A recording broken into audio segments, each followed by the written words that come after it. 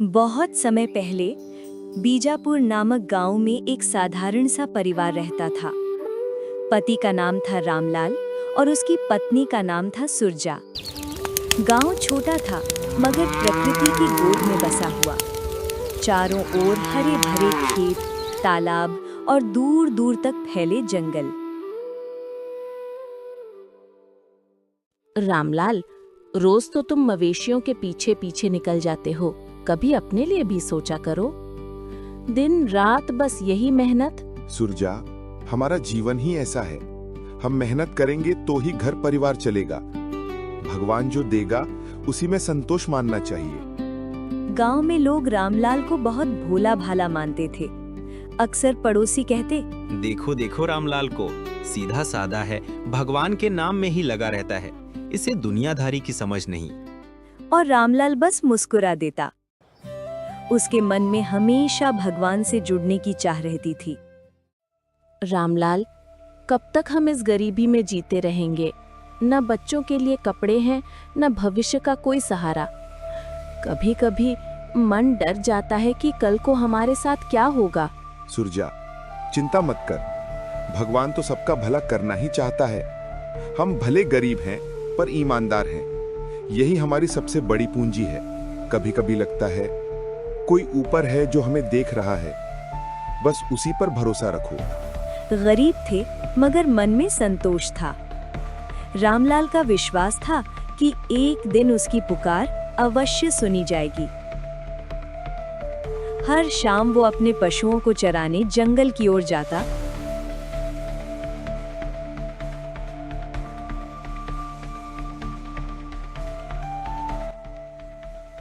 और वहीं एक पुराने पीपल के पेड़ के नीचे बैठकर कृष्ण जी की मूर्ति के सामने भगवान से बातें करता। यही उसकी छोटी सी दुनिया थी, जिसे अब बदलने वाला था खुद परमात्मा कबीर साहिब का ज्ञान।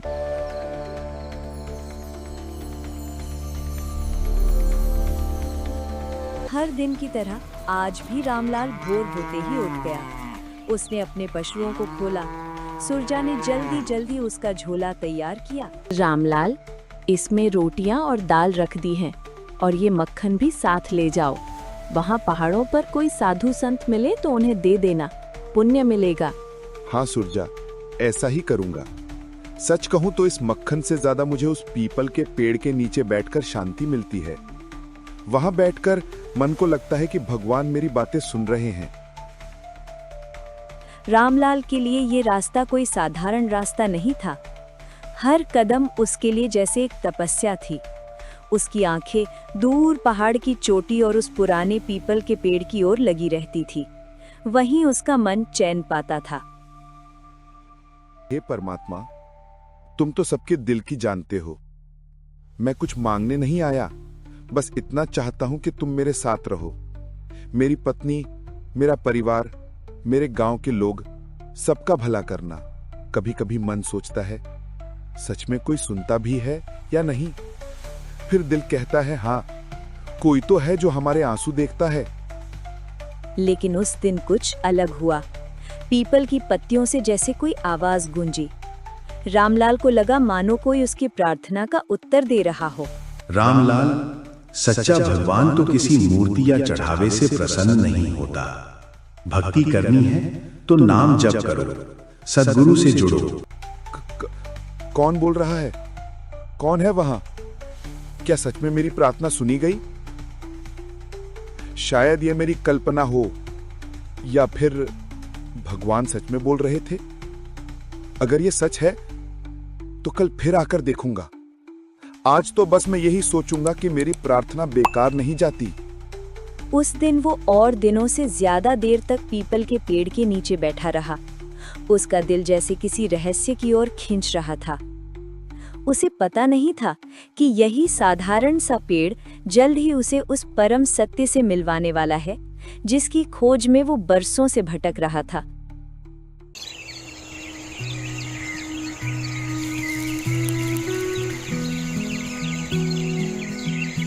अरे, आज इतनी जल्दी निकलने की तैयारी क्यों कर रहे हो? अभी तो सूरज भी ठीक से नहीं निकला। कल उस पीपल के पेड़ के नीचे कुछ ऐसा अनुभव हुआ जैसे कोई मुझे पुकार रहा हो। मन अब चैन नहीं पा रहा। आज जल्दी जाकर देखना चाहता हूँ। तुम भी न रामलाल, कहीं सपना तो नहीं देख लिया? नहीं सुरजा, ये सपना नहीं था। मुझे यकीन है वहाँ कुछ है, कोई तो है जो हमें देख रहा है। इतना कहकर रामलाल घर से जंगल की ओर निकल जाता है। रामलाल जैसे ही पीपल के पेड़ के पास पहुंचता है, वो पेड़ के सामने हाथ जोतकर बैठ जाता है। हे प्रभु, अगर आप सच में हो तो आज मुझे कोई निशानी दिखाइए। तभी अचानक पीछे से आवाज आती है। वो कोई साधारण संत नहीं थे, वो स्वयं थे परमात्मा कबीर साहिब। तभी अचानक स्वयं कबीर परमात्मा अपने साक्षात रूप में प्रकट हुए। रामलाल, डर मत, तुम्हारी पुकार सुन ली गई है। मैं वही कबीर हूं जिसे लोग संत कहते हैं, पर वास्तव में मैं स्वयं परमात्मा हूं जो जीवों को सही मार्ग दिखाने आया है। साहिब, मैं तो एक साधारण मनुष्य हूँ। आप मेरे सामने आए, ये मेरा सौभाग्य है। मैं तो केवल इतना चाहता था कि मेरी आवाज कोई सुने, पर आपने तो दर्शन ही दे दिए। रामलाल, सुनो, भक्ति का मतलब है सच्चे नाम का जाप करना, पर इस कलयुग में लोग अंधविश्वास में फंस गए हैं। कोई मूर्ति पूजता है, कोई नदी में डुबकी लगाता है, कोई जंगल में जाकर तप करता है, पर सत्य तो ये है कि परमात्मा को पाने का एक ही मार्ग है, सद्गुरु से नाम दीक्षा लेकर भक्ति करना। बिना नाम भजन के, बिना सद्गुरु की शरण लिए संसार का कोई प्राणी मुक्त नहीं हो सकता। साहिब, मैंने तो कभी सोचा भी नहीं था कि भगवान इतनी सरल भाषा में हमें राह दिखा सकते हैं। मुझे बताइए, मैं क्या करूं? तुम्हें अभी धैर्य रखना होगा। कल यहां कुछ घटनाएं होंगी, तुम केवल देखना, पर दखल मत देना। उसके बाद मैं तुम्हें सब समझाऊंगा। जो साधु रूप में इस धरती पर आए थे, उनकी वाणी से जैसे वातावरण ही बदल गया। रामलाल उस दिव्य वाणी को सुनकर स्तब्ध रह गया। उसे अब यकीन हो चुका था कि उसकी पुकार व्यर्थ नहीं गई। पीपल का वो पेड़ अब उसके लिए साधारण नहीं रहा, वो स्थान अब ईश्वर से मिलने का द्वार बन चुका था। उसे नहीं पता था कि अगले दिन होने वाली घटनाएं उसके जीवन की दिशा ही बदल देंगे। कबीर साहिब ने पहले ही कहा था कि आज कुछ विशेष घटने वाला है। रामलाल पेड़ के पीछे छिपकर बैठ गया, जैसे साहिब ने आदेश दिया था। उसका दिल जोर जोर से धड़क रहा था। वो जानना चाहता था कि आखिर कौन सी परीक्षा उसका इंतजार कर रही है। तभी वहां पर एक धनवान लाला जी आते हैं।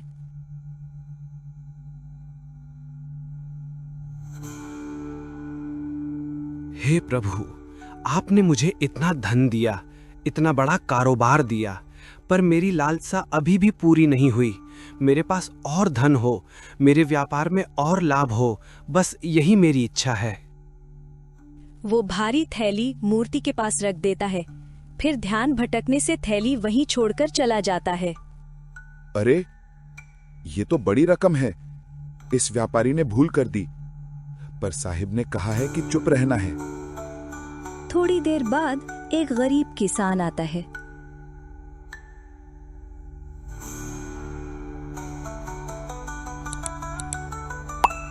हे दयालु प्रभु, कई दिन से मेरे घर चूल्हा नहीं जला, मेरे बच्चे भूख से तड़प रहे हैं, मेरे पास अब कोई सहारा नहीं बचा, कृपया मुझ पर दया करें।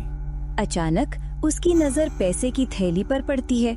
वो कांपते हाथों से उसे उठाता है और रोते रोते कहता है, प्रभु, आपने ही मेरी सुन ली। अब मैं अपने बच्चों का पेट भर सकूंगा। आपकी दया अपार है। वाह साहिब, आपने उस गरीब की झोली भर दी। ये तो अद्भुत है। अब कुछ देर बाद वहाँ सपेरा आता है।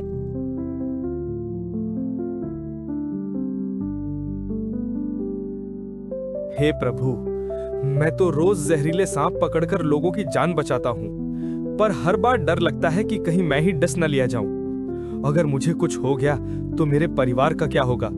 आप ही मेरी रक्षा कीजिए। और इधर लाला जी अपने साथियों के साथ धन का थैला लेने पहुंच जाते हैं। मेरी थैली यहाँ रखी थी, जरूर किसी ने चुराई है, और यहाँ तो सिर्फ यही सपेरा बैठा है, इसी ने मेरी थैली ली होगी। इतना कहते ही नौकर सपेरे को पकड़ लेते हैं और मारने लगते हैं।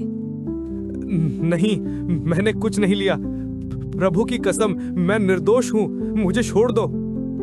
ये सब देखकर पेड़ के पीछे खड़ा रामलाल कांप रहा था। हे साहेब, आपने कहा था चुप रहना, पर निर्दोष को ऐसे पीटते कैसे देखूं? मेरा दिल फट रहा है। अगर मैं बोलूंगा तो आपकी आज्ञा टूटेगी, अगर ना बोलूंगा तो ये बेकसूर मर जाएगा। आंखों में आंसू भरकर वो साहिब की दी हुई शर्त तोड़ देता है और बाहर आ जाता है। रुको, ये सपेरा निर्दोष है, मैंने सब अपनी आंखों से देखा है। ये पैसे उस गरीब ने उठाए थे जो अभी अभी यहाँ से गया है। अगर जल्दी करोगे तो उसे रास्ते में पकड़ सकते हो। व्यापारी तुरंत सपेरे को छोड़कर गरीब से थैली लेने के लिए निकल जाते हैं। भाई, आज अगर तुम न बोलते तो मेरी जान चली जाती। मैं तहे दिल से तुम्हारा आभारी हूँ। रामलाल को लगा कि उसने एक निर्दोष को बचा लिया। उसका मन हल्का हो गया, पर उसे ये नहीं पता था कि उसने जो किया वो आगे चलकर बहुत बड़ी भूल साबित होगी। साहिब की परीक्षा में वो असफल हो चुका था। अब कबीर साहिब स्वयं आकर उसे सच्चाई समझाने वाले थे। क्या हुआ रामलाल, तुम इतने परेशान क्यों हो? सुरजा, आज मैंने साहिब की आज्ञा तोड़ दी। उन्होंने कहा था कि चुप रहना, पर मैं निर्दोष सपेरे को पीटते नहीं देख सका। मैं बोल पड़ा। पता नहीं अब साहिब मुझसे नाराज होंगे या नहीं।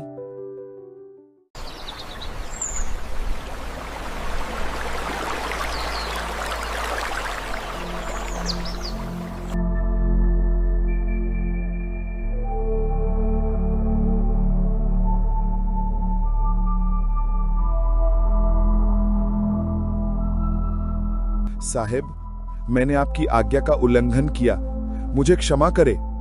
मैंने सोचा निर्दोष को बचाना ही धर्म है। रामलाल, तूने जो किया वो तेरी दृष्टि में सही लगा, परंतु जो तू नहीं जानता वही असली रहस्य है। आज मैं तुझे वो दिखाऊंगा जो सामान्य आंखें नहीं देख सकती। व्यापारी का भाग्य। ये व्यापारी पिछले जन्म में गरीबों का धन हड़प कर बैठा था। इस जन्म में जो भी धन इकट्ठा करेगा वो टिकेगा नहीं, इसलिए उसकी थैली का जाना उसके कर्मों का हिसाब था। गरीब का भाग्य। वो गरीब किसान पिछले जन्म में दानवीर था। उसे ये धन मिलना ही चाहिए था ताकि उसके घर का चूल्हा जले, पर तेरे हस्तक्षेप ने उसका भाग्य छीन लिया। सपेरे का भाग्य। वो सपेरा एक पापी था। पिछले जन्म में उसने कई निर्दोषों को फंसाकर कष्ट दिया था। इस जन्म में उसे अन्याय सहना था, पर तेरा बोलना बीच में आ गया। तूने कर्मों का लेखा जोखा बिगाड़ दिया। साहिब, अब मैं समझ गया। मैंने अपनी बुद्धि पर भरोसा किया और गलती की। अब मैं आपकी शरण में हूं। मुझे नाम दीक्षा दीजिए और सच्चे भजन का मार्ग दिखाइए। रामलाल, इस संसार में जो कुछ घटता है वो सब कर्मों के लेखे के अनुसार होता है। मनुष्य अपनी सीमित दृष्टि से सोचता है कि वो किसी की मदद कर रहा है, परंतु वास्तव में वो विधि विधान में हस्तक्षेप करता है। सच्ची मदद केवल सद्गुरु कर सकता है, क्योंकि वही कर्मों का बंधन काटने की शक्ति रखता है। तूने निर्दोष को बचाने की कोशिश की, पर क्या तू उसके पुराने कर्म जानता था? क्या तू देख सका कि उस गरीब की झोली कैसे खाली हो गई? याद रख, फल की चिंता छोड़, केवल नाम का भजन कर। सद्गुरु की आज्ञा ही असली धर्म है। रामलाल, तेरे भीतर की जिज्ञासा सच्ची है। मैं तुझे नाम दूंगा और साधना का तरीका समझाऊंगा। तू बस श्रद्धा और नियम से भजन करना। तेरे घर में सुख शांति और आत्मा को मोक्ष मिलेगा। उस दिन से रामलाल और उसकी पत्नी सुरजा ने कबीर साहिब की शरण ग्रहण की। उनका जीवन बदल गया। जो पहले हर बात पर डरते और घबराते थे, अब उनका दिल शांत हो गया। उन्होंने जाना कि असली सुख धन दौलत में नहीं, बल्कि सद्गुरु के नाम और आज्ञा में है। कबीर साहिब का संदेश पूरे गांव में फैलने लगा।